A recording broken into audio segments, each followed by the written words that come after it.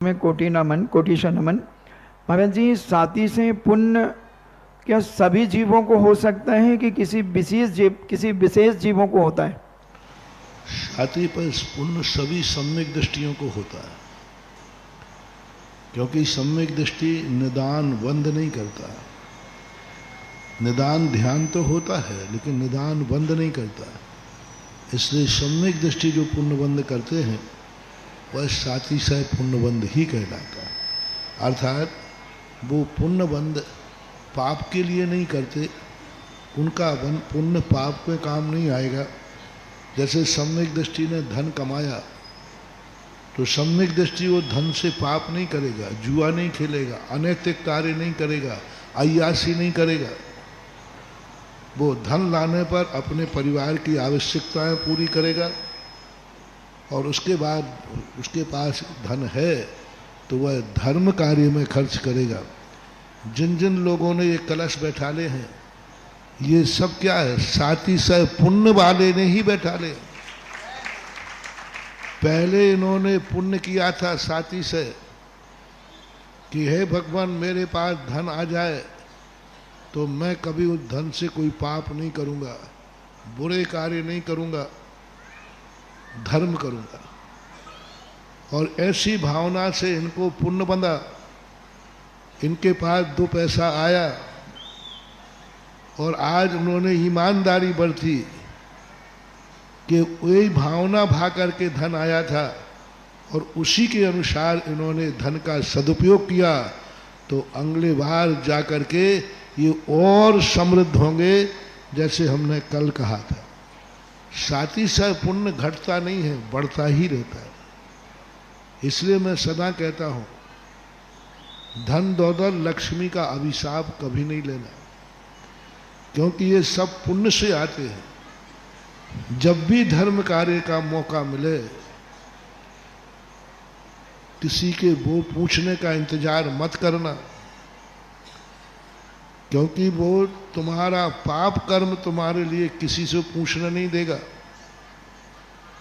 एक बार मैंने कहा था, किसी व्यक्ति ने कहा कि महाराज फलाना व्यक्ति के पास खूब पैसा है, बड़ा आदमी है, लेकिन वो दान नहीं देता, उसके भाव ही नहीं होते। तो मैंने कहा ये उसकी गलती नहीं है, ये हमारे धर्म का अतिशय है कि उस पापी की ऐसी बुद्धि कर दी जिससे उसका धन यहां न लग पाए। हाँ, ये कर्म बड़ा विचित्र है। कर्म जब कहेगा कि इस पापी यदि ये दान दे देगा तो इसका तो कल्याण हो जाएगा, ये दान देगा तो और दिन दूना रात चौगुना बढ़ेगा। तो अब क्या करें इसको? पैसा तो इसके पास है, कोई रोक नहीं सकता। तो फिर उसके मन में कर्म आकर कहता है, इसको कंजूस बना दो, इसकी अश्रद्धा करा दो, इससे कोई झगड़ा करा दो, और बस ऐसा करके वो तुम्हें दान से वंचित कर देगा, तुम्हारा कर्म।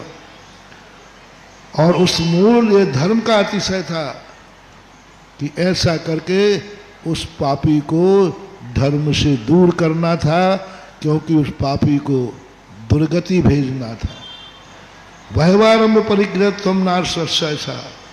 हमारी किस्मत ही कई बार हमें उल्टा करने को कहती है, उल्टे कार्य करो, तुम बिल्कुल दान मत देना, हमारे दान देने का भाव नहीं है। समझ जाना कि तुम्हारा कर्म तुम्हारा विनाश करने पर तुला है, और ये उस कर्म को धर्म ने आदेश दिया है कि इस पापी का परिणाम ना हो जाए। क्या करता है कर्म? जैसे कुंभकर्ण के संबंध में आप लोगों ने किंवदंती सुनी है कि कुंभकर्ण तपस्या कर रहा था। इसलिए कर रहा था कि उसको नींद बहुत आती थी। तो उसने सोचा कि मैं तपस्या करके वरदान मांगूं कि 6 महीने तो जागूं और 1 दिन सोऊं। अब ये जैसे ही परिणाम हुआ, सारा ब्रह्मांड कांप गया। यदि कुंभकर्ण 6 महीने जाग गया तो ये तो दुनिया को मिटा देगा। तो देवताओं में मीटिंग हुई, सरस्वती को देवी को निश्चित किया गया कि जिस समय ये वरदान मांगे इसकी जिह्वा पर बैठ जाना और ये मांगे तो कुत्ता निकाल देना, 6 महीने में सोऊं 1 दिन जागूं। जैसे ही उसने कहा, देवता ने कहा तथास्तु, तुरंत निपटाओ तुरंत। ऐसा ही ये कर्म करता है। इस व्यक्ति के पास पैसा है, ये मंदिर बना सकता है, ये धर्म कर सकता है, ये चातुर्मास का कलश ले सकता है, पैसा है इसके पास, क्या करे? यदि इसने दान दे दिया तो इसकी सदगति हो जाएगी। और इसने इतने पाप किए हैं अतीत में कि इसको हमें दुर्गति भेजना है। पापानुबंधी पुण्य कहता है मैं तो इसके पास इसलिए आया था कि इसके पास खूब धन दौलत होगी तो ये खूब पाप करेगा, खूब अनर्थ करेगा, जिससे मैं इसकी दुर्गति करूंगा। लेकिन ये तो महाराज की कृपा से ये चतुर्मास हो रहा है, ये तो दान दे देगा, दान देगा तो मेरी प्लानिंग फेल हो जाएगी। तो फिर उसी का कर्म आकर के उसकी बुद्धि को पलटता है, अपन को नहीं देना, अपन को उस दिन जाना ही नहीं। कई लोग अभी हैं ऐसे अशोकनगर में जो अभी 2-4 दिन नहीं आएंगे, चातुर्मास तो आएंगे वो। अभी थोड़ा कलशों का माहौल चल रहा है ना, तो वे दर्शन तो करते लेकिन बगल से, कहीं कमेटी वाले नहीं देखना, भगत है हम, अच्छे भक्तों में है, ऐसे नहीं, लेकिन वे अभी बच रहे हैं, कहीं ऐसा ना हो जाए। अब ये जो उनका भाव बचने का आ रहा है, ये पापानुबंधी पुण्य उनको ऐसे करने की प्रेरणा दे रहा है, क्योंकि वो धन कहता है इसकी दुर्गति कराने के लिए मैं इसके पास आया हूं। इसको मैंने बड़ा आदमी इसलिए बनाया कि ये खूब पाप करे, 1 रुपए का दान नहीं देवे, जिससे बहवारम परिग्रहत्वम नारकस्य। तो महानुभाव ये मत समझना कि तुम धन दौलत पाकर बच रहे हो, ये तुम्हारा पाप कर्म है जो तुम्हें, और धर्म का अतिशय है कि ऐसे पापी के द्वारा कलश न बैठ जाए, नहीं तो चातुर्मास बिगड़ जाएगा। ये कलश कर्म हम लोगों का पुण्य है, चंद्रपुर भगवान का अतिशय है कि हम लोगों का पुण्य कहता है नहीं, कलश बैठाने वाला तो वही पुण्यात्मा हो जो बुलाने पर नहीं, बिना बुलाए आए के कलश में बैठा लूंगा। और जो ये भाव करे काश मेरे मनमित से ये कार्य हो जाए, वो है सब पुण्यानुबंधी पुण्य।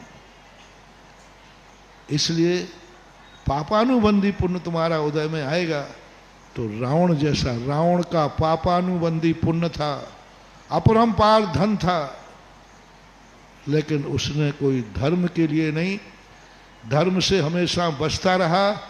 परिणाम आज वो एक एक कौड़ी को तरस रहा है। ये सारी विडंबना उसके पापानुबंधी पुण्य ने कराई है, और ये धर्म का अतिशय कहलाता है, चमत्कार कहलाता है। लाभांश जैन अजमेर से पूछते हैं, नमोस्तु महाराज जी, सम्यक दृष्टि का स्वरूप क्या है और उसका स्वभाव कैसा होता है? बताया ना कि सम्यक दृष्टि जब भी उसके पुण्य का उदय आता है, वो एक ही चिंतन करता है कि मेरा पुण्य पाप में न लग जाए, मुझे शरीर मिला है ये पाप में अनैतिक कार्यों में न चला जाए, मुझे अच्छी आंखें मिली हैं मैं इससे गंदा नहीं देखूं, मुझे अच्छा मन मिला है मैं गंदा नहीं सोचूं, मुझे अच्छा कुल मिला है मैं कुल को कलंकित ना करूं, मुझे अच्छा गुरु मिला है मैं गुरु के विपरीत न चलूं, भाग्य से मुझे अच्छा धन मिला है मैं इस धन को पाप में खर्च न करूं। ऐसा परिणाम जिस जीव का आ रहा है, यही सम्यक दृष्टि का लक्षण कहलाता है, ऐसा मन।